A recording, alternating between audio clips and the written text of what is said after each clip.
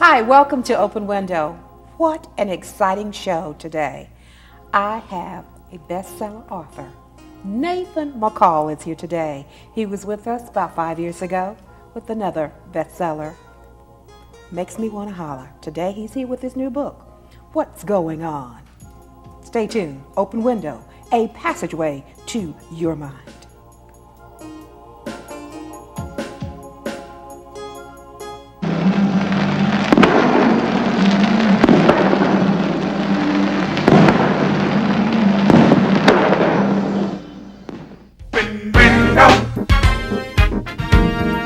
Passage to the light. Open window, a challenge for your mind.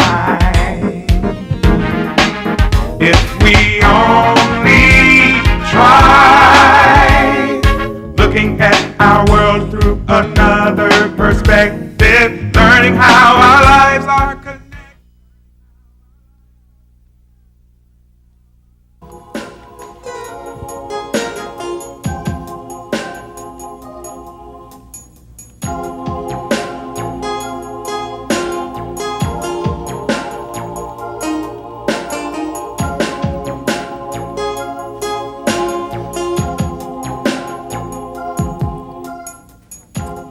Hi, this is Vicki White here in Open Window. I am so delighted because a young man has come back to be with us today to talk about his brand new book. No, it's not his brand new book, but he has a book out right now, and he's working on another one. But it's Nathan McCall. He was here about 5 years ago. We were so delighted to have you on the show. I'm just so excited, Nathan. I tell you. When I talked to you on the phone last night, I said, no, it wasn't last night. It was the night before, saying, you're going to be here with a new book? What's going on? I said, oh, Nathan is coming back. I am so delighted again, Nathan. You can tell I'm Glad excited. to be here. Yeah. I didn't realize it had been so long. Yeah, it's been a long time. Yeah. You don't be gone that long anymore. I won't. You're working on a new book, and we're going to talk about that later on in the program. But right now, let's get started talking about this new one that's out already. What's going on? We were talking a little bit before we came on camera about your being. I made a statement to you in reading this particular book and reading your bestseller, Makes Me Want to Holler. I thought about your background as a journalist. It seems to me that with that profession that you have, with that expertise, you tend to put so much emphasis on details, and I can see that journalism coming out of that in your books. Yeah, the journalism training has definitely been very, very helpful. I reached a point where it felt like journalism would no longer suffice for what I wanted to do and say. Mm-hmm. But I always look back on the journalism experience and the training very fondly because it was really good training. And the training emphasizes detail, and structure and that sort of thing. A lot of people may not know you used to work with the Atlanta Journal-Constitution, didn't you? That's right. Yeah. From 1983 until 1989. Okay, and then you went on to the Washington Post. Yeah. Right. Yeah, and now you're in Atlanta.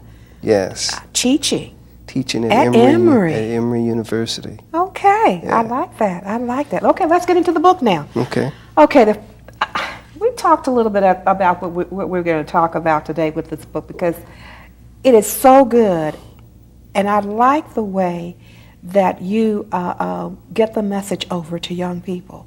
Let's start talking about the mixed message. And the title, The Revolution, is about basketball. Let's talk about that. I got the idea for that piece riding my bicycle in D.C. I was riding along a bicycle path, and I saw this basketball game going on. And there were a bunch of whites out there, and I sat there and watched for a minute, and I was about to leave, and then I saw a car pull up, and I saw about 5 black guys get out of the car.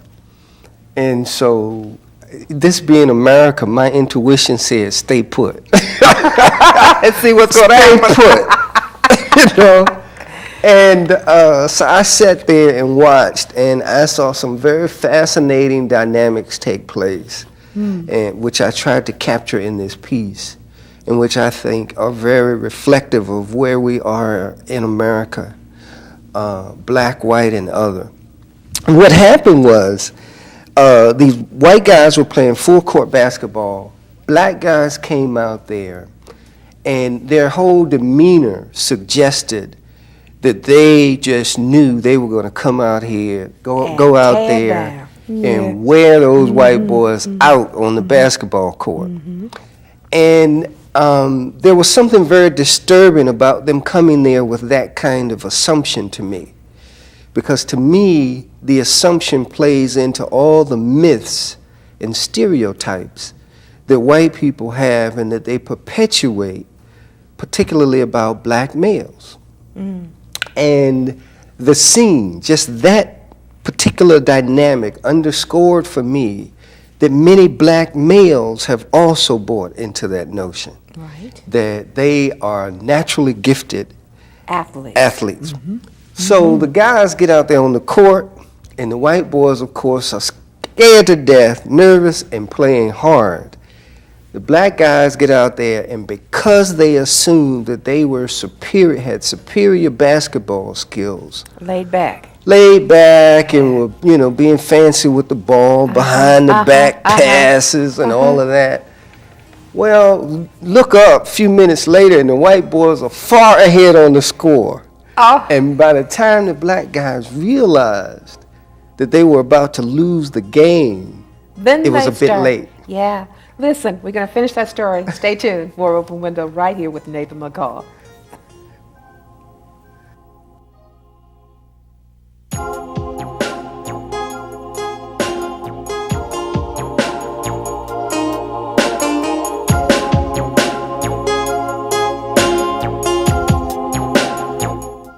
In America, you are not required to offer food to the hungry or shelter to the homeless. There is no ordinance forcing you to visit the lonely. In fact, nowhere in the Constitution does it say you have to provide anything for anybody. Thank you for all you've given. Imagine what more could do. Hi, this is Vicki White here at Open Window. Thank you so much for watching our show every week. And this is a special invitation to you, our viewing audience.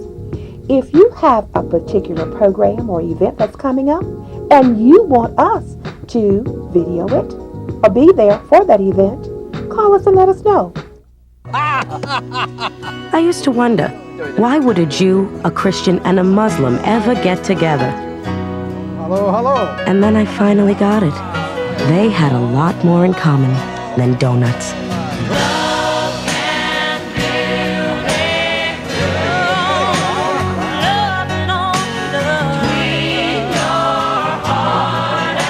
Friendship. Pass it on. A message from the Foundation for a Better Life.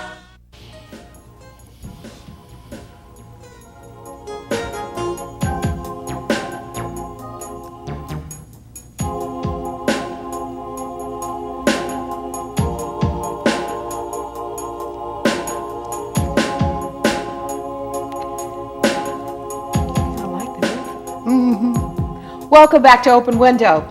Our special, very special guest today is Nathan McCall, author of What's Going On. Nathan, let's complete our story about the first part of the book. Okay. So we were talking about the basketball game. Yeah. And the black guys who were in the game realized at some point that the whites were about to win. And then they began to get serious and try to play catch-up ball.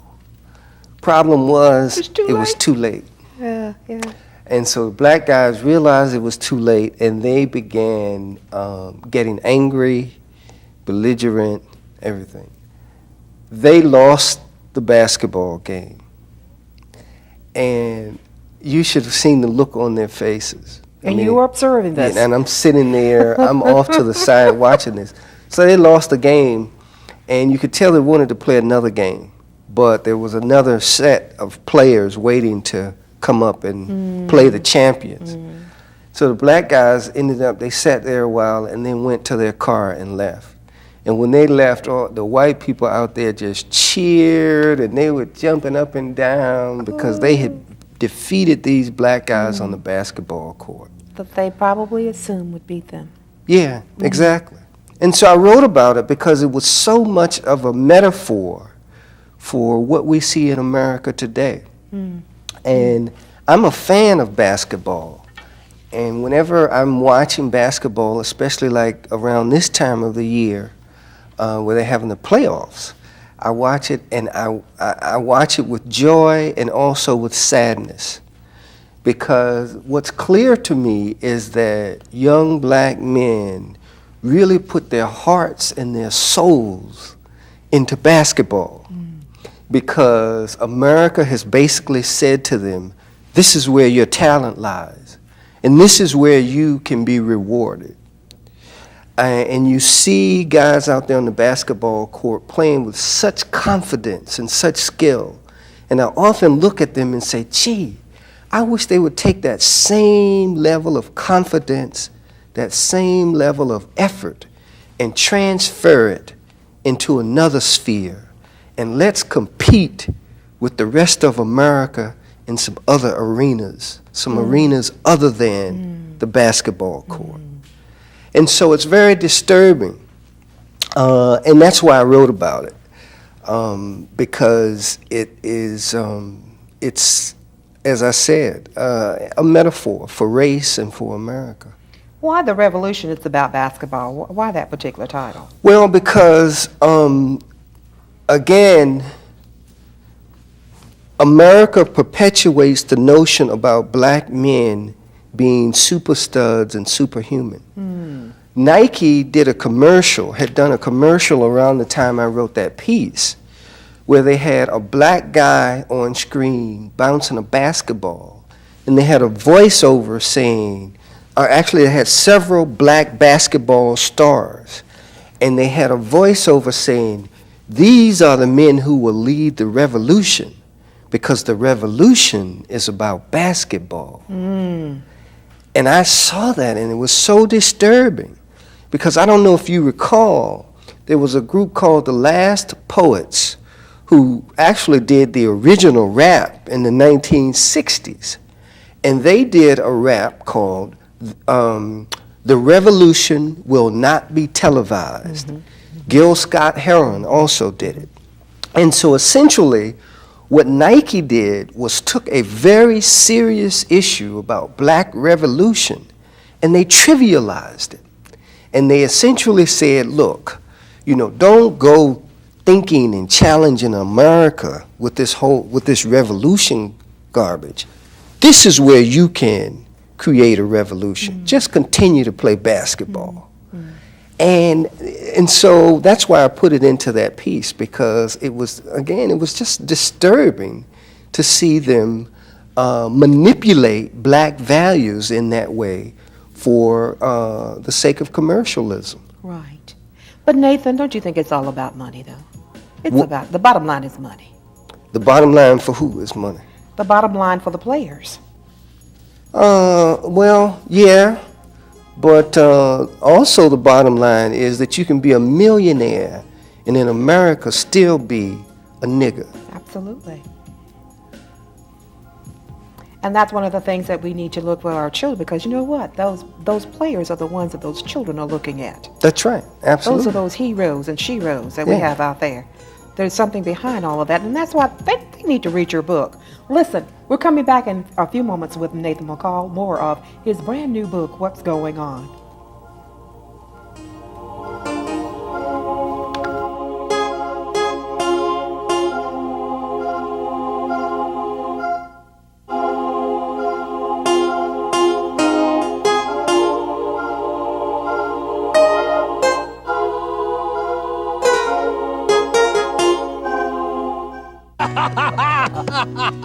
I used to wonder, why would a Jew, a Christian, and a Muslim ever get together?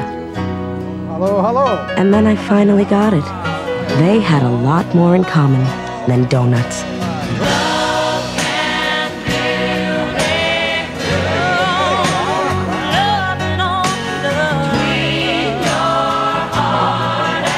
Friendship. Pass it on. A message from the Foundation for a Better Life. Guys disappear when a baby shows up. Be a man. Be responsible.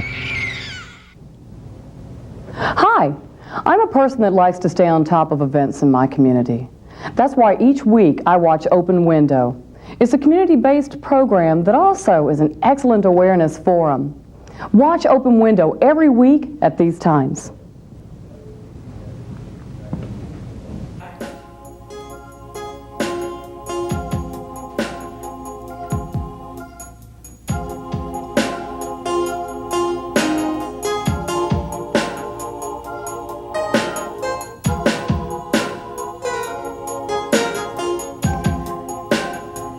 Hi, welcome back to Open Window. My special guest today is Nathan McCall, author of What's Going On. Nathan, let's get back into what we were talking about, because you've got so much to say in this book, along with the other book that was that was a bestseller. Makes me want to holler. Yeah. But this particular book brings it home to me, Right. and really should bring it home to young folk everywhere and people, African Americans everywhere. Let's finish talking about the revolution of basketball. Yeah. Let's get back to that. Well, and you were asking me if the bottom